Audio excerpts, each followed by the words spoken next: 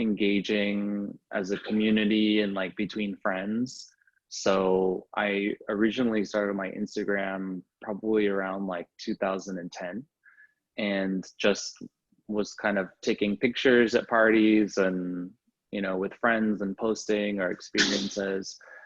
And I think just sort of watching the beauty community, and that's pretty much where I sort of play and where I engage, but watching the beauty communities explode online and seeing how people did makeup transformations and the constant sharing was inspiring to me, because it's actually something that I used to do a long time ago before there was even social media, is to put on makeup, take photos. At that time, it was using disposable cameras and then taking it to like Target, which is like a department store sort of, and having the photos developed and then making scrapbooks. And then that was pretty much like my feed at the time, was like a scrapbook.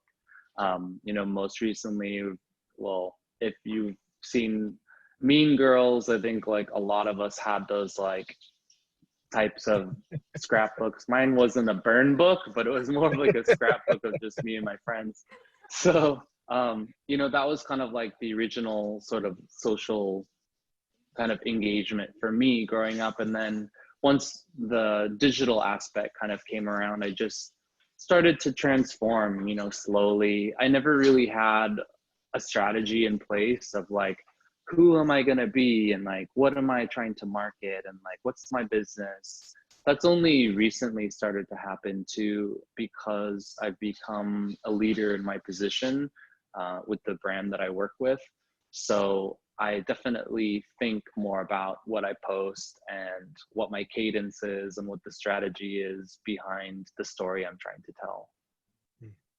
So as far as your role with Mac, kind of in line with your Instagram page, does Mac have a say in how you kind of portray the brand on Instagram, or is it more organic coming from you and they kind of just quality check here and there? Mac has rolled out guidelines for social media.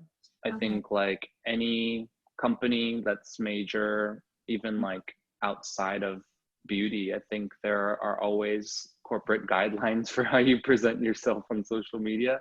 I mean, I would hope. But we get guidelines just kind of for style, and it's more inspirational than something that we have to emulate. So from my standpoint, it's very open to what I want to post and bringing my own sort of lens to it. Yeah. You know, like I said earlier, I mix my professional and my personal together. If I'm talking about Mac product, I'll usually be in dress code, which is black. And that's not only just like for me, but it's also like for the probability of it being reposted on the official brand site. So, you know, I think it's kind of like dress code maybe, and then we get sent just inspiration guidelines for what we can post on.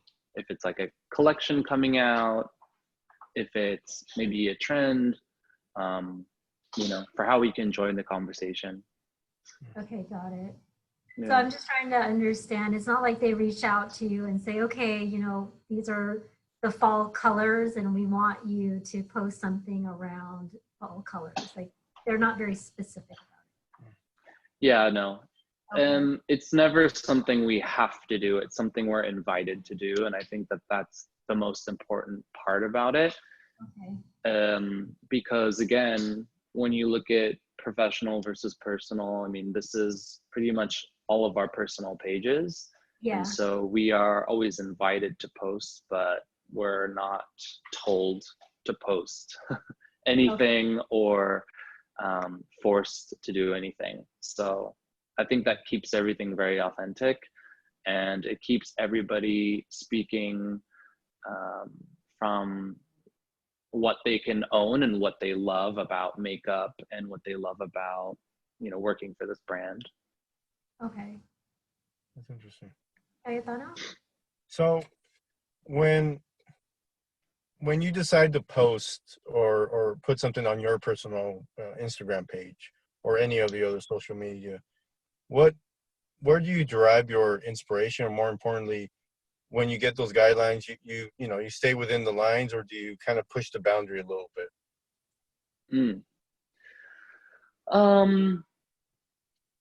I think I like to, as far as pushing the boundary, I think I like to push the boundary of my comfort zone for how maybe I appear. And what that means is maybe it's me tapping into the more feminine side of my personality. So I might put on makeup, or I might dress a certain way, or kind of pose a certain way that is still very much me, but it's more me on social media, not like maybe the everyday me behind my computer, even though I'm very much myself.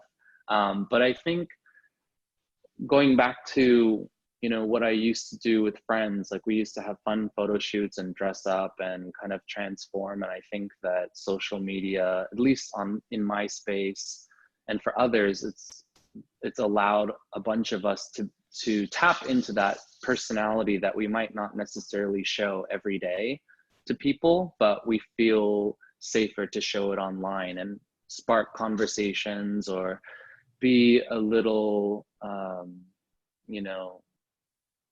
what's the word? I would just say, maybe go back to pushing the boundaries for your own personal comfort level.